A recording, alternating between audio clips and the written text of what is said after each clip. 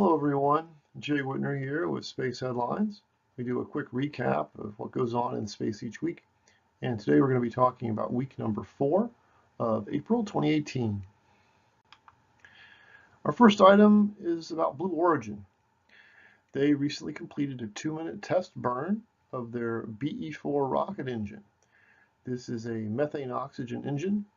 By all reports, it's coming along very well. The intent here is this engine will be good for 100 missions, and the primary use of it is in the New Glenn rocket, which is notable for a lot of different reasons, but one especially interesting thing is it has a 7-meter fairing. So this is the diameter of the nose cone of the rocket, so it can accommodate quite a wide payload. And the engine also may be used for the Vulcan rocket, although that has not yet been finalized. Another piece on Blue Origin, the president of Blue Origin, Bob Smith, indicated that they are hoping that they'll be able to fly passengers on the New Shepard by the end of the year. The capsule has room to carry 6 people. It's about 500 cubic feet. And it is designed, and the testing indicates it's going to exceed 100-kilometer altitude, which is the official demarcation for reaching space. Jim Bridenstine has now been sworn in as the NASA administrator. So he resigned from the House and was sworn in as NASA administrator on the same day. He's the 13th administrator of the agency. He's a graduate of Rice University in Houston and has an MBA from Cornell as well. And he flew F-18 Hornets for the Navy. As you're probably aware, there's been attacks by the Syrian government on some individuals over there, and we're responding to this chemical attack by launching a conventional attack against some assets over there. What causes me to mention it here in a space report is space assets are now being used in a different way. Since almost the beginning of the space age, satellite intelligence has been used for strategic purposes, figuring out in the long term where everything is, what's going on, but not as much in the moment-by-moment combat situations. This is one of the first times that really satellites have been used in a tactical sense. And what's interesting about this is it allows for great precision in what we're doing. It allows the missiles to have smaller warheads and to have less collateral damage. Less civilians would be injured by an attack that's managed in this way. So satellites being used for tactical purposes. Regulation of space activities has always been tricky. There's all the US regulation, there's treaties that have been signed, there's a UN engagement in various things.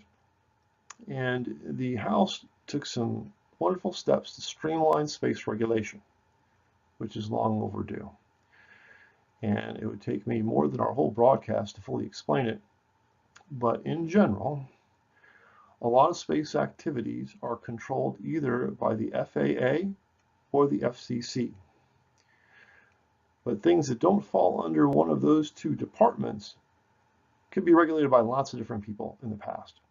So what they've basically said is that the Department of Commerce has a sub-department within it, the Office of Space Commerce, and anything that doesn't really fall specifically under FAA or FCC will now be regulated by this Office of Space Commerce.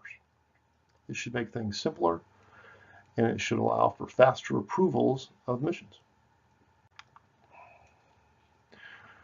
Rick Tumlinson is one of our most famous space advocates. He's been involved in a large number of space startups going back for decades. He was part of the founding team at Deep Space Industries. The news item is he has stepped down and is no longer the chairman of Deep Space Industries. The new chairman is Guillermo Sondland. And Mr. Tumlinson is looking at possibly starting up a space investment fund as his next adventure. So we wish Rick good luck with that, and thanks for all your work. It's a little bit counterintuitive, especially in an era when SpaceX is driving down the cost of launching things into orbit. but the cost of cargo deliveries to the space station is going up a little bit. It's not a huge increase, it's about 14%. And there's a couple of factors behind this, that even though the cost of the rocket to orbit is less, there's still the cost of, in SpaceX's case, the Dragon and managing the Dragon, maneuvering to the space station, and all this stuff. So that cost is a little bit higher, as SpaceX has learned from experience throughout their first cargo contract. And moving forward, Orbital ATK is more and more in the game, so they're going to have more of the flights than they used to have. And Orbital ATK costs more than SpaceX.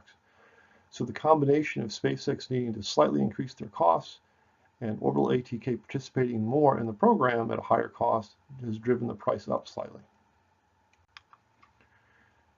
So good news from Virgin Galactic.